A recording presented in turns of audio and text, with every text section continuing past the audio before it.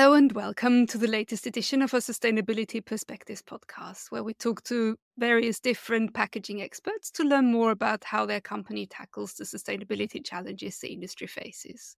My name is Elisabeth Skura, and today we will discuss how we can create a world without plastic waste. And to discuss this, I'm very pleased to welcome Dr. Alexander von Niessen. He is managing partner and CEO of Chocal Sustainable Packaging, and he has 24 years experience as an entrepreneur as well. He is inspired and driven by the topics of innovation and sustainability.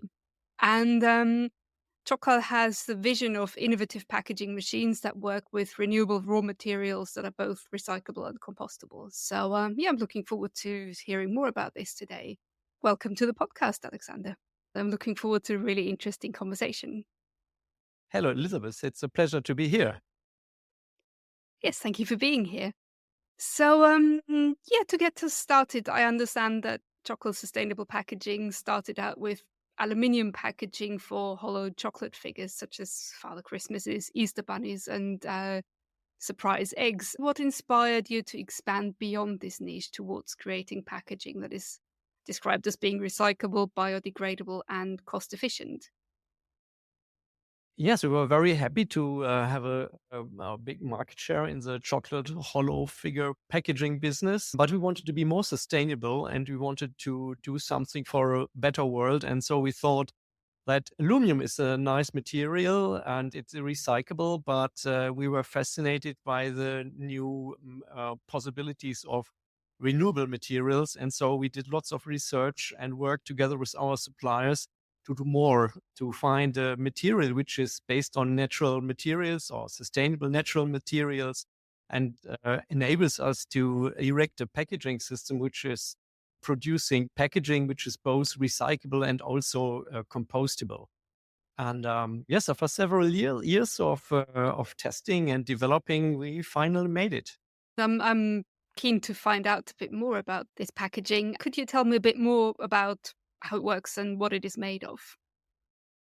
Yes, we use wood fiber from certified zero deforestation certified forests, so FSC certification for the forest materials we use. And based on that, we form paper, you could say, and we can give the paper a shape which is pretty much the same as the shapes of formed plastic packagings we see nowadays in the shops.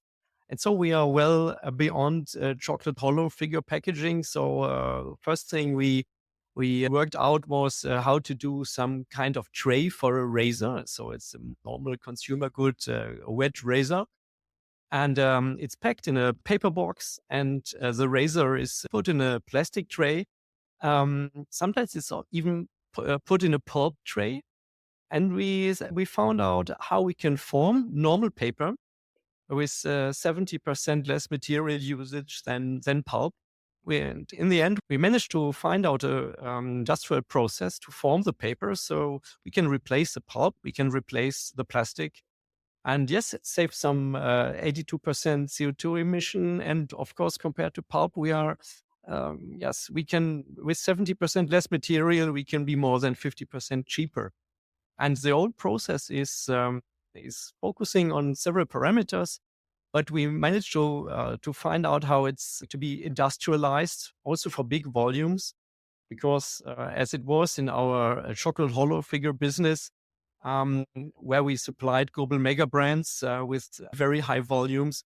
We wanted to erect the same system for the fiber packaging business. And it's basically every formed plastic packaging which exists now, which can be formed with other machines with sustainable paper material. I wanted to ask you, why should packaging be both recyclable and compostable? Why is that particularly important? Which especially touched us was issues like specific garbage patch and the realization that not on every place on earth the recycling industry is so much advanced as, for example, it is in Europe. And still also in the developed countries with a high level recycling industry, we have the issue of mismanaged plastics when we are focusing plastic packagings. And so still, even if there is recycling, there is so much packaging which lands in the countryside somewhere, and especially global mega brands who export their product not only in places like Europe, but also in emerging markets in Asia and other places. They don't have the established recycling industry there. So it must be other solutions. So we say it must be both. It must be recyclable and must be degradable, compostable at the same time. So if something goes in the mismanaged way, it simply degrades into nature without doing any harm, without leaving microplastics and so on. And also, especially if you focus markets like the US, then of course a high recycling industry is erecting there or is developing. So it's existing, and they are fostering it to enlarge the level of recycled products. But still, there is the transportation issue, and probably it will be some kind of mixture between recycling and landfill. And yes, for us, it doesn't matter. A brand can do a packaging design. And for example, in Europe, it can be the recycling loop. Same thing can be in Asia, as preferably recycling loop in the emerging markets like places like Indonesia, wherever. And if something goes wrong, if it lands in the river, it's simply dissolving into nature without doing any harm. And so we think that's the safest way to preserve nature with responsibility forestry, and at the same time focusing on recycling to keep the CO2 binded at the one hand, on the one hand, and on the other hand, yes, if something goes wrong, it's just dissolving.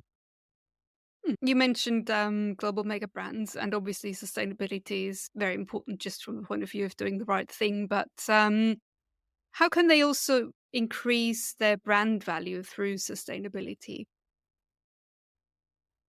We believe that sustainability is now in everybody's mind, and everybody wants to do something. Everybody sees the problem, and especially the global mega brands have a high responsibility to add their value to the world. And with focusing on these two sides, the recyclability and the compostability, and then also when showing that the packaging is made out of fiber, out of natural fiber, it shows the customer that this is no greenwashing. So with bioplastics, which we can also process in our machines, yeah, we also find the good bioplastics, and if it shall be transparent, that are also both recyclable and compostable without leaving any microplastics behind. But still, it's difficult for the end consumer to realize that this is real, no greenwashing. That is, it's fiber. Everybody sees it's fiber. It's pure fiber. Um, and even if we need liners, it's also fully recyclable and degradable. And I think global mega brands can show this in their packaging, so the customer realizes it, and it doesn't need to be any big advertising to show the customers. If you see the packaging from outside, you see it's sustainable, and if you open it and remove the product together with the tray, you're not disappointed to see some plastics, and everybody sees, oh, this is also paper and it's thin, but it still has strength and protects the product. And I think this is a very, very good way to transport brand value for global mega brands.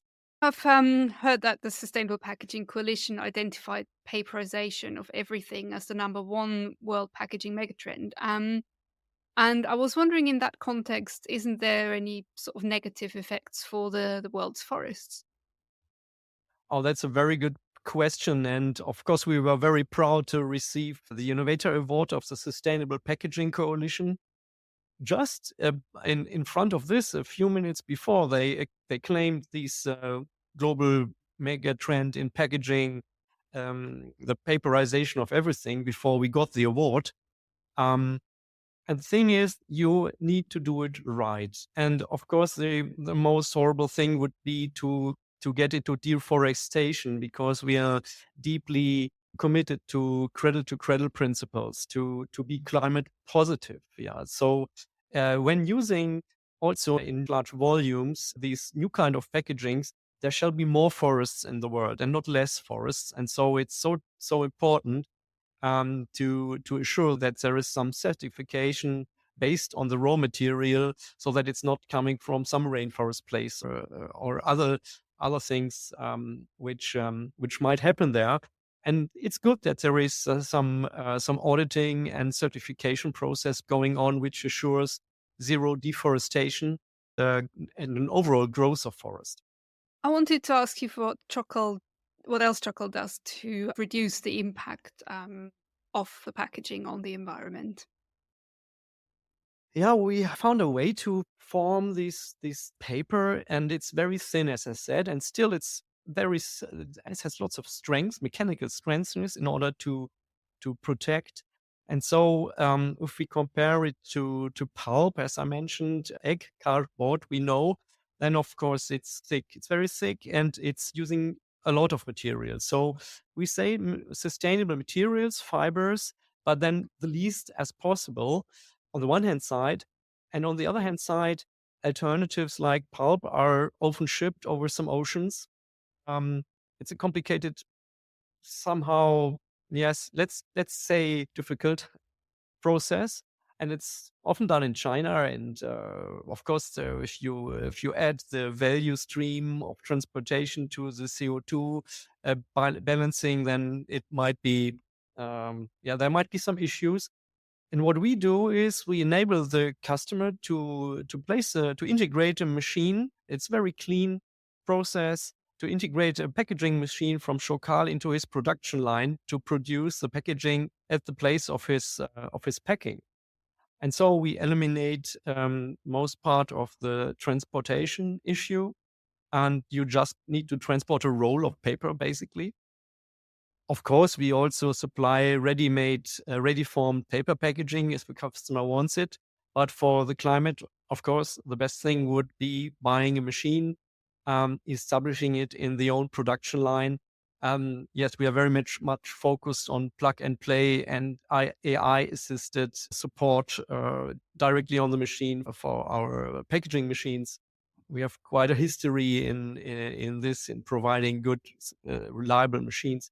And so the best option is to minimize not only the input of material, but also minimize the transportation issue. Hmm. And I was wondering, how do you manage this sustainability transformation from the point of view also on how the materials works on your machines? As it was a lot of work, we started in 2000. I would say it was 2014.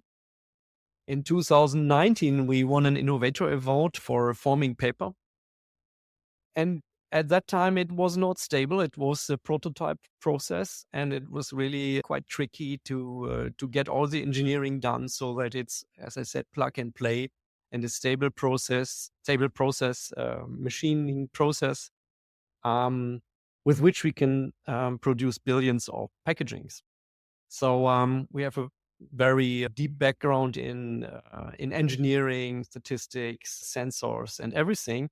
And in the end, it came out a very stable, robust process, plug and play, and it's working. But now it looks easy, but in fact, it was quite a time to develop it.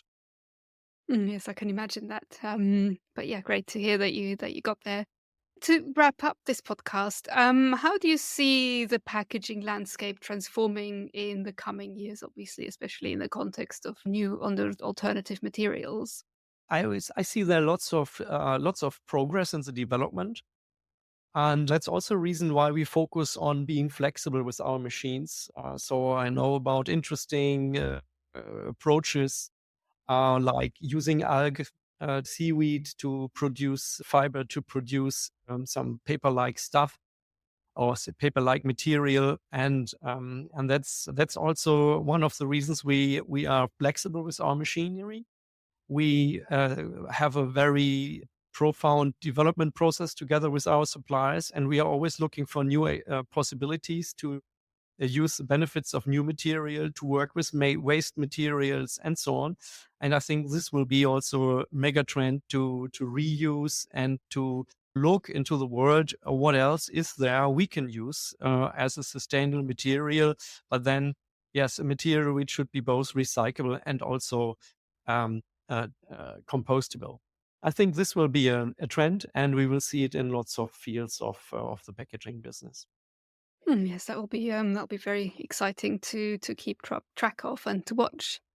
So yeah, that brings us to the end of today's podcast, and just leaves me to say thank you for a really interesting discussion, Alexander. Yeah, thank you very much, Elizabeth. It was a pleasure to discuss with you, and I'm looking very forward to the events of Packaging Europe. Yes, absolutely. So yeah, if you'd like to see more of Chocal, the company will be exhibiting at Packaging Europe Sustainable Packaging Summit, which takes place in Amsterdam on November 12th and 13th. And we also have an exclusive 10% discount for our podcast listeners. And you can use the code PEPOD10. That's PEPOD10. And for more information and tickets, head to packagingsummit.earth/2024. And we look forward to seeing you there. Thanks very much. Goodbye. Goodbye.